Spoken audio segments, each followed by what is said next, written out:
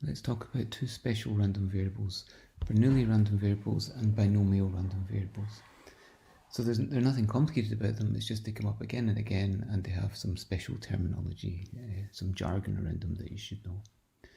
So to get a Bernoulli random variable, suppose we have an experiment that has two outcomes. So let's call it, could be success or failure, or it could be heads or tails, or it could be 1 or 0 or something like that. And then we have an indicator random variable that takes value 1 on one of the outcomes, the success outcome say, and 0 on the other. And that's it. And so the probability x equals 1 is p, and the probability x equals 0 is 1 minus p, because it can only take those two values. And that's it. That's what a Bernoulli random variable is. It's a variable that takes values 0 or 1, probability p, and 1 minus p. And it's often summarized, and I'll do it, and the textbooks will do it and so on, as this, in this way. So BER is short for Bernoulli. P is the parameter that so we know, by saying that it's Bernoulli, we know it takes values 0 or 1 and nothing else. And the only extra piece of information we need to know is what's the probability equals 1. And once we have that, we know everything. So P there is the parameter. Once we know it's Bernoulli, parameter P, we know everything. X here is the random variable we're interested in.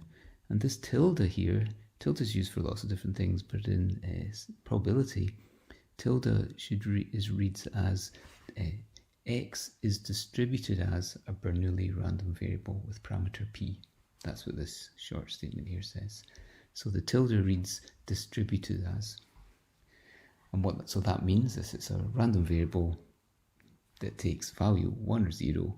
And so distributed as you can think of as being the probability mass function or something like that. You know, that's the distribution of values it can take in the probabilities.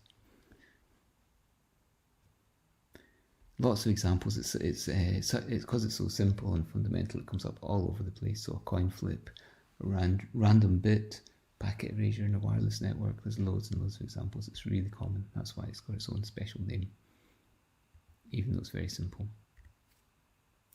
And a binomial random variable is associated with n trials of a Bernoulli random variable. So, for example, if n coin tosses, each coin toss is a head or a tail, we do that n times, 3 times or 10 times or 300 times or 10,000 times, and then we count the number of heads. And that random variable, the number of heads that comes up, is a binomial random variable.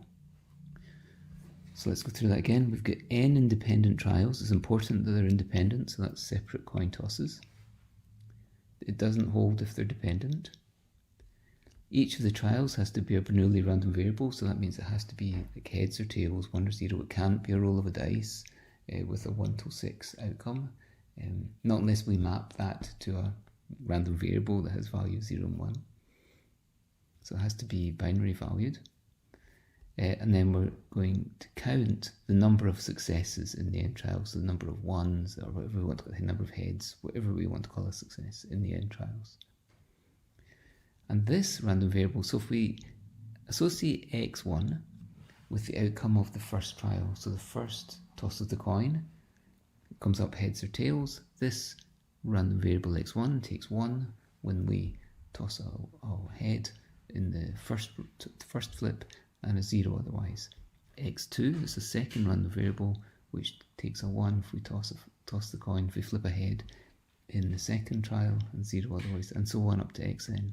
So each of these is its own random variable because these are separate random experiments, but they're independent random variables because we've assumed that. There's n of them because we've assumed that in experiments. And to get the number of successes, because x1 equals 1 when there's a success or a heads in the first trial, x2 equals 1 when there's a success or a heads in the second trial, and so on, we just add them up, right? So the variable we're interested in is the sum of n Bernoulli random variables. And the sum of n Bernoulli random variables is a binomial random variable. And we write that as bin n comma p. So bin, bin is short for binomial. P is the parameter of the Bernoulli random variable, right? Each of these individual trials is Bernoulli with parameter p, so that's probability of getting a 1 is a p. And then the n is the number of trials.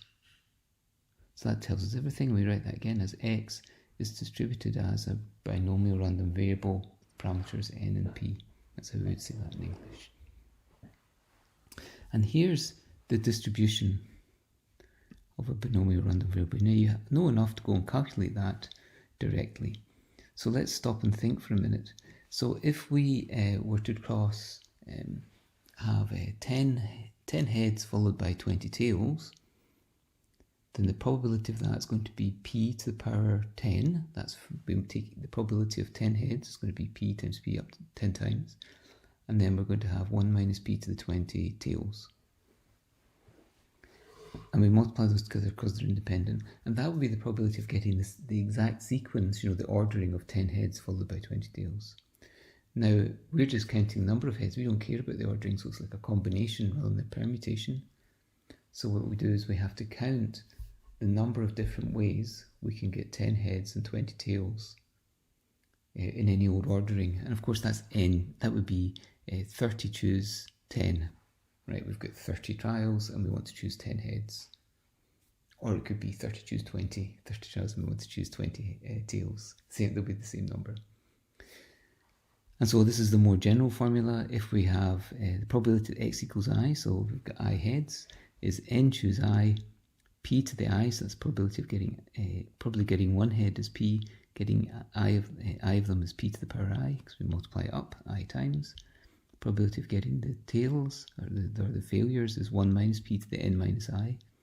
And then the n choose I is the number of different ways we can get those sequences. And so it's, again, this is that you're going to see this formula again and again. It's a really fundamental one. It comes up all over the place. So it's the number of heads within coin flips. It's the number of ones if you have a randomly generated string of bits. If you have a file of n packets and they're erased randomly as they go over the network, it'll be the number of packets erased, and so on and so on and so on. It's very handy. That's why it's got its own special name.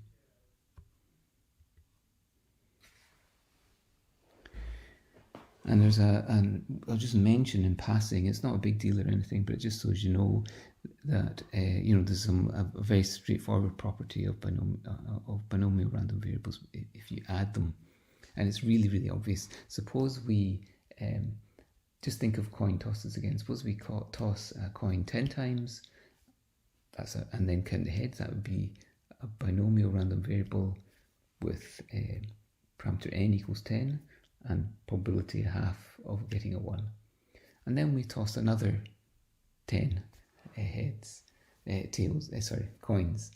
Then it'll be the same. Now suppose we combine those. Suppose we toss 20. Suppose we counted the number of heads in both of them, the first 10 and then the second 10. So that's just the same as doing 20 coin flips, right? And so that's going to be binomial with parameter n equals 20 and p equals a half. Right? And that's true in general, right? It's a really obvious thing. So if we've got two random variables, one which is binomial, they have to have the same parameter p, so it was a half for a coin flips, but whatever it is, the probability of getting a 1.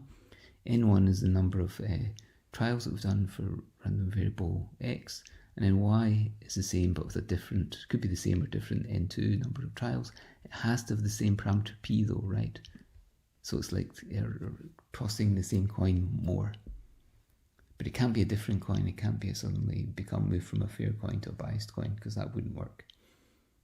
And then we just add them. So if we add up those two random variables, that's like saying what's the number of heads in our 10 trials plus 10 trials, so it's 20 trials. Well, we just add up the n1 and n2, right? So it's very straightforward.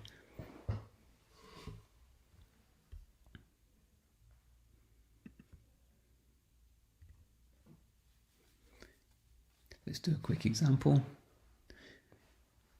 Suppose we have to send 4 information bits across the network. Just pick a small number to make life easy. And suppose it's a lossy network, bits get corrupted on the way. And so in addition, we send 3 parity bits. That's error correction bits. So a few of the bits get corrupted with some redundancy that will let us try and recover from errors. So that means we're going to send 10 bits in total, 4 information bits and 3 extra bits. let's suppose that each bit is corrupted independently, so it's like tossing a coin. If it comes up heads, that bit's gone. If it comes up tails, it goes through. And the probability is 0.1 of that happening, 0.1 of it being corrupted independently for each bit. So that's a binomial setup, right? Set of Bernoulli random variables, 7 Bernoulli random variables. So we know the number of bits corrupted is going to be distributed as binomial with parameter n equals 7 and parameter p, the probability of getting a 1, so a bit corrupted, is 0.1. Now suppose that our error correcting code with our extra 3 bits lets us correct for 1 error, at most 1 error. That's a pretty bad correcting code. We could do a better one. So the probability the message gets through is equal to the probability that either no bits were corrupted or 1 bit was corrupted. Because if no bit's corrupted, then of course it's fine. If 1 bit's corrupted, well, we need to correct that, but we can do it, so it's fine. But if 2 bits are corrupted, then we can't recover anymore, and so that's gone. So it's the probability that our binomial random variable is less than 2, skip on, which is equal to the probability that it's equal to 0 plus probability is equal to 1. We just plug those into the formula, and we find that it's 0.85. Whereas if we didn't use error correcting code, if we just enter 4 bits, then for the message to be received successfully, we need to have no errors. So that means in that case, our n equals 4, we do send 4 bits, we do 4 trials, bit flip probability is still 0.1. So this is the number of, this x here is the number of bits corrupted when we just send the 4 bits. It's successful when that's 0, when there's no corruption at all. If we get even 1 bit corrupted, of course, the whole message fails. So the probability of that from our binomial expression is 0.66. So we're getting a boost in our correct, success rate from 0.66 to 0.85 by sending those extra 3 bits. So that's about a 30% improvement, right? So that's okay. And that kind of analysis is exactly the analysis that's used for analysing error correcting codes. Now it gets a little bit trickier when the numbers here, instead of having 7 bits, when it gets longer, so some of the calculations get a bit messy, but the basic idea is just the same, right? So these are powerful tools that let you do real things.